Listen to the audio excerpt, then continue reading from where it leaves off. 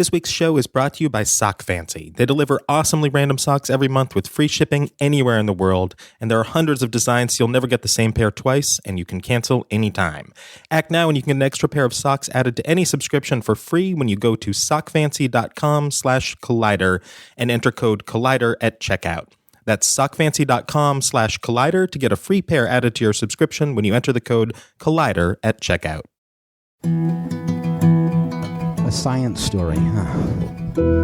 These NYU scientists, I felt right. But I was so And I just thought, well, I had figured it out It was that golden moment. because science was on my side.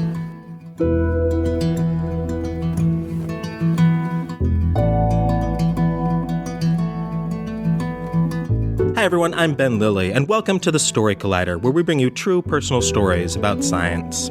This week's story is from Matt Hartings. It was recorded in March 2016 at the Downtown Library in San Diego, California as part of the San Diego Festival of Science and Engineering. This program was jointly supported by the NSF NASA Center for Chemical Evolution and the NSF Center for Aerosol Impacts on Climate and the Environment.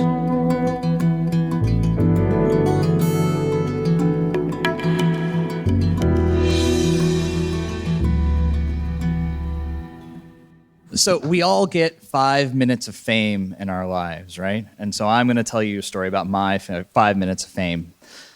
I had prepared. I was ready. You never know when the call is going to come, but when my call came, I was on it. So it's not often that the Today Show calls up a scientist and says, "We want to talk." And that scientist is you. And they say, "We want to talk about bacon." And that scientist was me, and I said yes. I was ready. Finally, someone wanted to hear all the crazy things that I've been making up in my mind. Now, I'm not an actual bacon scientist, although, a boy can dream, right? So I'm not a real bacon scientist. And the Today Show found me through sort of a circuitous route.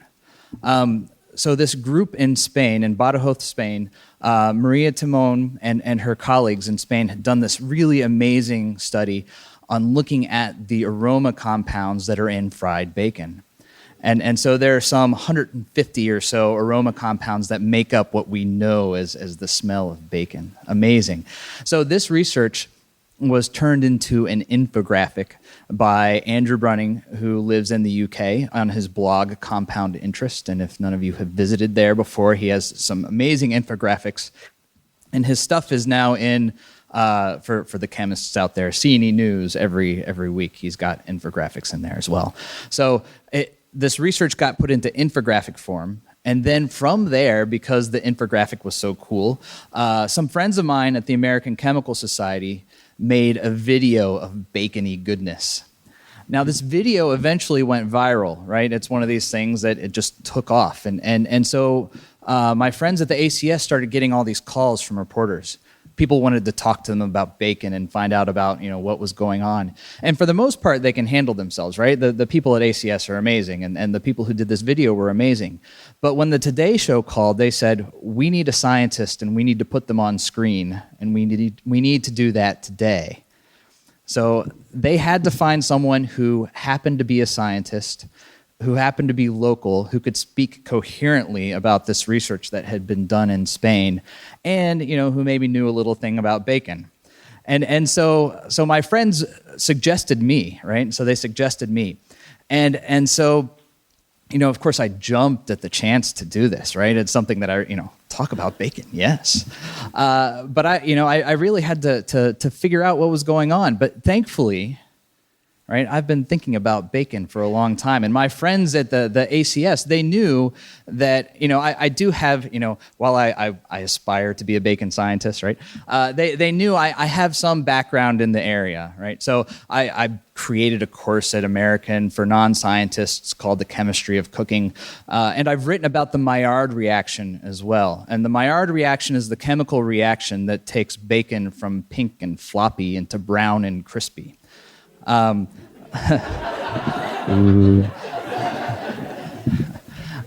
So I had those things going for me, right? But my friends at the ACS didn't know that I have sort of a lifelong infatuation with bacon as well. Growing up, several of my aunts and uncles were hog farmers, and some of my cousins are still running the farms that their parents had. And so when I was a kid, I got to show some pigs at the county fair in Mercer County and Auglaize County, Ohio. And so I've told this story before about showing pigs, and people will ask me, well, what were the pigs' names? The pigs don't have names. Real farmers don't name their pets, which is funny because I was not a real farmer. And growing up, I had about 6 acres at home, and we would have cows and sheep. Our cows had names. So I was not a real farmer. We named our cows. But my cousins, they didn't name their pigs.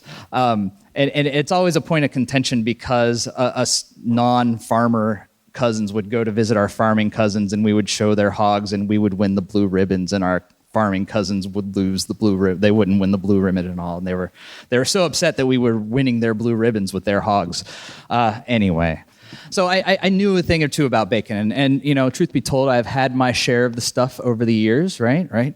So I had these ideas about bacon, right? And I've always kind of wondered, right? And since I've gotten into chemistry, I wonder, what is it about bacon that really makes us love it? And everything comes back to the Maillard reaction. So the Maillard reaction is not just responsible for bacon, but it's responsible for searing a steak.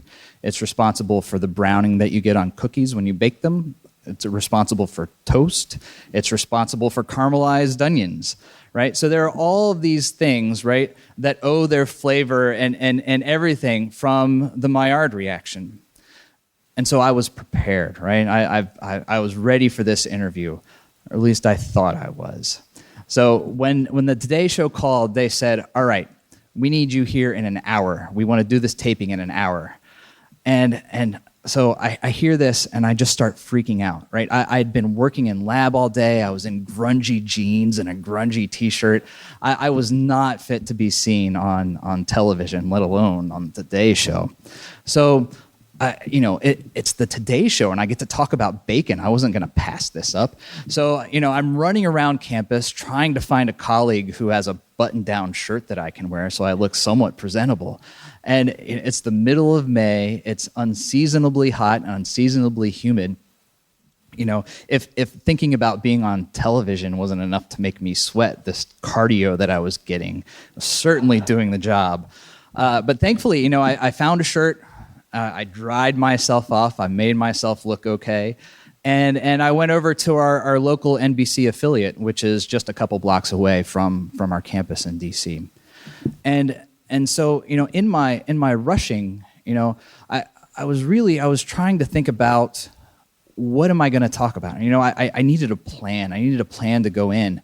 And so I came up with this idea that I was going to talk about evolution and the Maillard reaction. And this was a serious thing, right? Not just being able to talk about, stuff on TV, but I was there representing this group in Spain, people who I've never met, right? I needed to do their research justice. I needed to be coherent. I needed to be witty, and I needed to be just technical enough so that I could say something interesting without boring my audience to death, right? Boring the local TV people to death. And so, right, I'd come up with this plan, right? I'm going to talk about evolution and the Maillard reaction. And so I get there, I get to the station, and I'm talking with the local producer, and he puts me at ease right away, and kind of goes through the process of how we're going to do this. He says, well, I've got 3 questions that I'm going to ask you, and I'm going to ask you the same 3 questions about 20 different ways. And so we get into things, and we start. And it was a little off-putting, right? You're answering this question, and then he asks you again. I'm like, did you not hear what I just said? It was brilliant. But we go through this, and, I think I'm being witty. I'm being smart. I talk about the research that this group in Spain had done and how difficult it was, and really about the molecules that they found, right? Molecules like pyridines and pyrazines and furans, molecules that we find in other types of food that we eat. And I also talk about how these molecules, when you smell them on their own, right, away from the aroma of bacon, when you smell them on their own, they smell like something altogether different. Now, pyridine is one of these. I work with pyridine in my lab, and it smells like death. It is the worst. There are some, being a chemist, and if you're a chemist long enough, there are molecules that have pleasant smells to them and just molecules that you don't want to be near anywhere. And so pyridine is one of these for me. Pyridine gets me every time. And so, a reasonable response after I'm done working with pyridine for the day is just to burn all of my clothes. But pyridine is important for the aroma of bacon and all of these molecules on their own, right? Bacon is, and the way we smell things and the way we smell bacon is an integration of all of these molecules at the same time. And if you remove one of those molecules, right, bacon smells a little bit different. And even if you remove pyridine, which smells like death, bacon doesn't necessarily smell any better, right? So all of these things are really important. All right, so I'm talking about this, and I get into also, right, thinking about why it is that we enjoy the smell of bacon from an evolutionary point of view. And when you start thinking about it this way, there are some things that make sense, right? So if you think back to our early ancestors, right, the food that they eat, right, is likely got bacteria and other things on it, right? To kill that bacteria, right, to kill the pathogens that are on their food, they would smoke the whatever food that they'd gotten, they would throw it into the fire, or they would salt cure it. So these are some of the original ways to process and to get our food to be edible. All right, now the early humans who did these things and who found the flavors that they made by doing this, by frying things or by salt curing or by smoking, the early people who found those flavors enjoyable are going to have less pathogens on their food.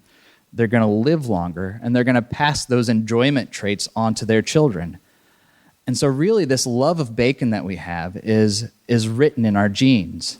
Our DNA has rendered bacon irresistible.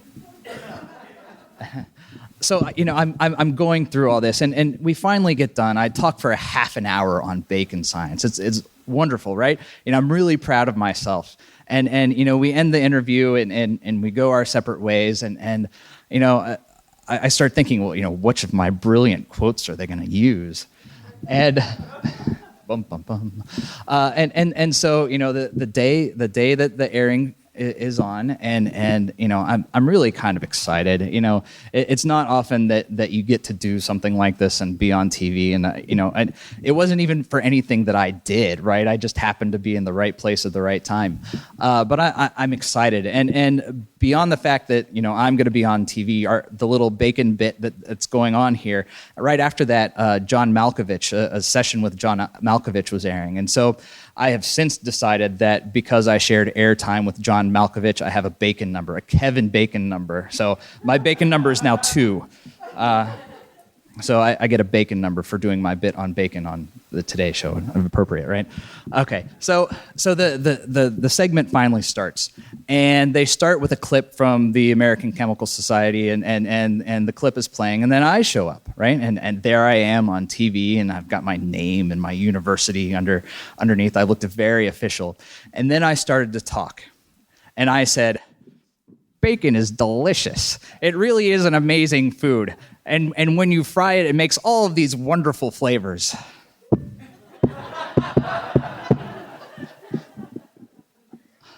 All of that eloquence that I had done for half an hour of just brainy eloquence, of wonderful communication, and they pick, I really love bacon.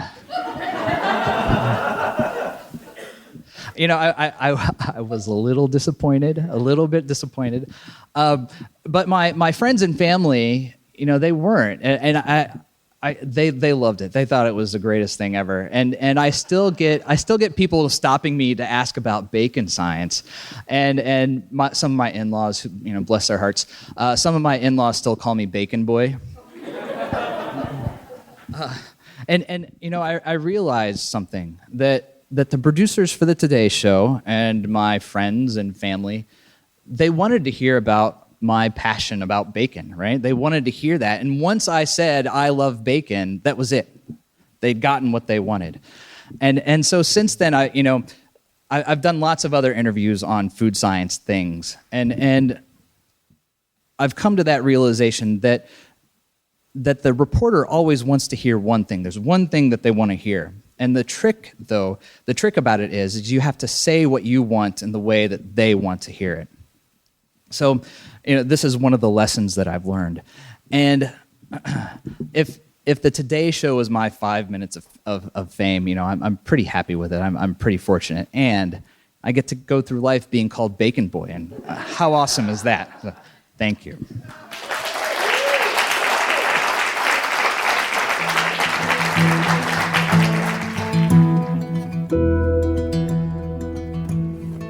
That was Matt Hartings. Matt is a chemist at American University. Matt's research involves putting nanoparticles inside of polymers to make new stuff that does new kinds of things. He also loves food and the science of food. His book, Chemistry in Your Kitchen, will be published this November. Thanks again to the San Diego Festival of Science and Engineering. This program was jointly supported by the NSF NASA Center for Chemical Evolution and the NSF Center for Aerosol Impacts on Climate and the Environment. We are, as always, grateful for the support of the Simons Foundation, who helped make this all possible. The Story Collider is produced by me, Brian Wecht, Aaron Barker, Ari Daniel, Christine Gentry, Skylar Bear, Shane Hanlon, Rosie Waldron, and Liz Neely. The podcast is produced by Zoe Saunders, and the theme music is by Ghost. Special thanks to the festival for hosting the show, and to Bacon. Thanks for listening.